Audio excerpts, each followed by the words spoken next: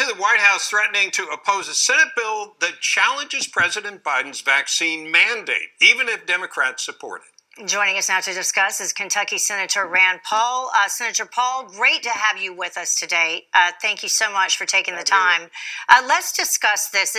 It's a joint resolution, right, between the House and the Senate. What exactly would this do in terms of mandates? What power would the president have to veto it, or is this just symbolic from the Senate? Explain to our folks exactly what we're talking about here.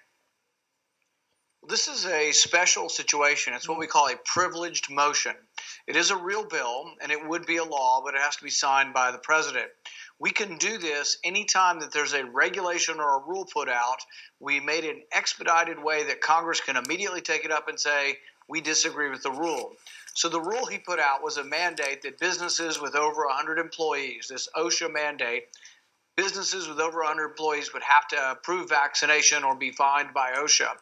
Well, this resolution, which we're going to pass today, all 50 Republicans will vote for it, and the word is that Senator Manchin will join us. So we will end up winning this vote 51-49, and when we do, it would go on to the president.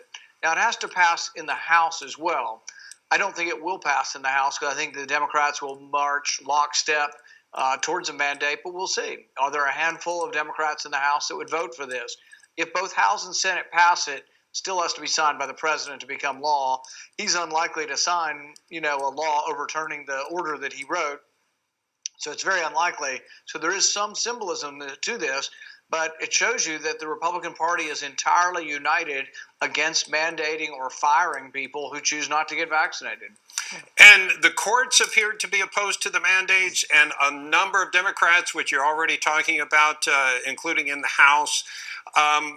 Why do you think the president is not reading the tea leaves better? Because it seems like politically this really is not a winner.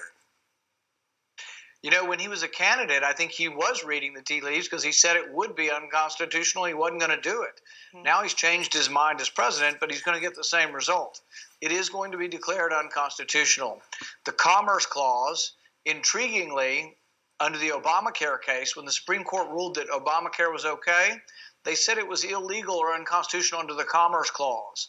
That under the Commerce Clause, you can't force people to buy insurance, but you can also not force people to take a vaccine.